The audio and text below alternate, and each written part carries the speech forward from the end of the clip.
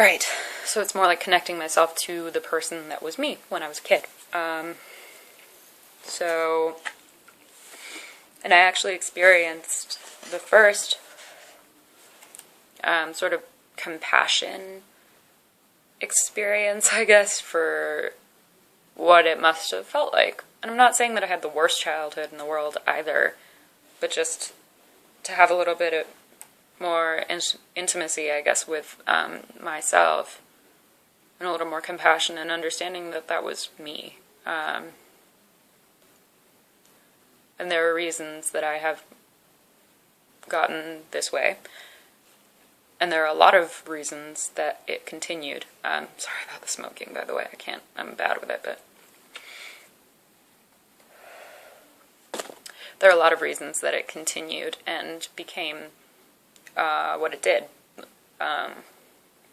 Which is another thing. It feels like this just heavy curled, like, knot in my chest, and I can't even describe what the disease became for me or what it's done to my life. And maybe later down the line I can do that for myself, just because it would feel nice to be able to articulate on some level. I think it would feel a little bit more like a release.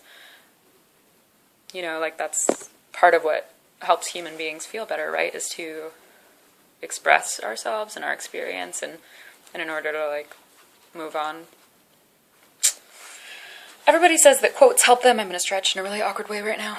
And it used to help me. I'm not so big into quotes anymore. Again, it's sort of that feeling of, like, things that are too positive kind of feel insulting in some way, but I did write a few down. There's one by Anne Lamott. I think it was in Traveling Mercies.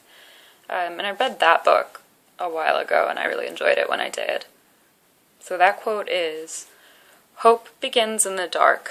The stubborn hope that if you just show up and try to do the right thing, the dawn will come. You wait and watch and work. You don't give up." And that's really, really applicable for me at the moment. I do really feel like I don't really see where this is going, but at this point, that's one thing that I've definitely come to, and I'm so grateful that I was essentially, I know there's a lot of controversy about this when you're an adult, but essentially forced into treatment this time, which is very different for me. And I went crazy. I really, a girl in my group earlier on in my stay said that you often don't realize what you've lost until you get it back. And the very first thing that came to my mind was my sanity. I really lost my mind this time. So, not to say that other times I was totally cool and totally sane, but I lost every drop of joy or passion or belief that things could be even marginally different or better or less of just a insufferable sort of existence. So that's changed. So the fact that that's changed.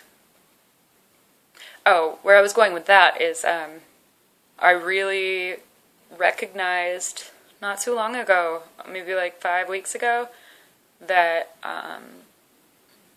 I have no future with the eating disorder. Maybe I do. I might not die. I mean, I'm sure that it would kill me eventually in some way or other. I became very suicidal, and not that it matters what your medical status is like, but my body really does become affected at this point in some pretty serious ways, but I definitely have trouble connecting with that. So my reasons, the thing that I know in my heart that I've come to is that there's no future. Either I live with it for a very long time in that insufferable vacuum, isolated and ill and insane and really miserable, or I try to do something different, and the only thing that I can do right now, I don't know if I can get better still. I don't feel great most of the time. When I talk, I don't feel like I know what I'm talking about. I don't feel authentic. I don't feel whatever, but I'm not trying to be inauthentic. I'm not I'm doing the very best that I can right now, and that's all I can do right now, so that's what I'm doing.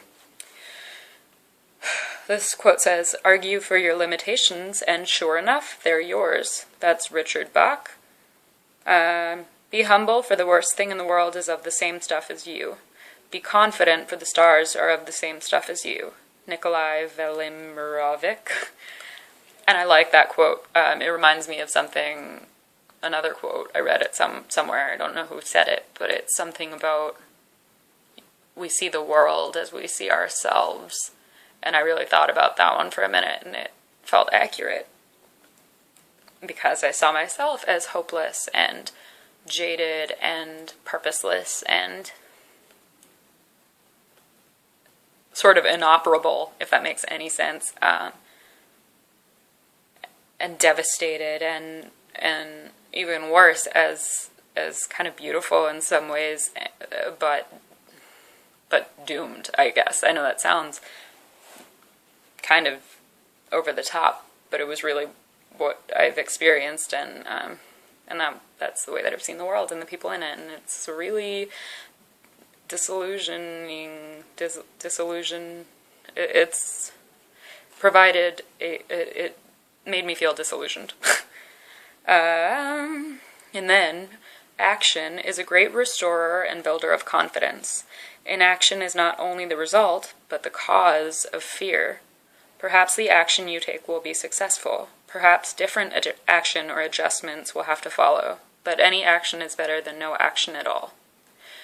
And the idea that inaction is the cause of fear makes so much sense to me right now, because I'm having so much trouble tweaking my behavior, changing things, even something as small as I now have permission to exercise outside of the program and like go to the gym and swim. I'm not really supposed to get on the machines, but whatever. So that's something that I enjoyed when I was a child. I don't have any thing against it. I know it theoretically would be good for me, and it would certainly help with the things that I feel so uncomfortable about in some senses. But it's not that I'm like afraid of getting in a swimsuit in front of the people at the Y, because let's be real, the people at the YMCA, there's all sorts of people there as far as physical whatever goes. I'm just scared to do something different. I'm scared because I haven't done that in forever. I've never done that. Not as an adult, not really.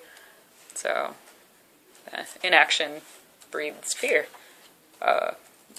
You become increasingly phobic. It's like being around people. There was this time in my eating disorder where I was terrified to do my laundry or take the trash out to the trash room because I didn't want to run into my neighbors, you know? And that's a shitty way to live.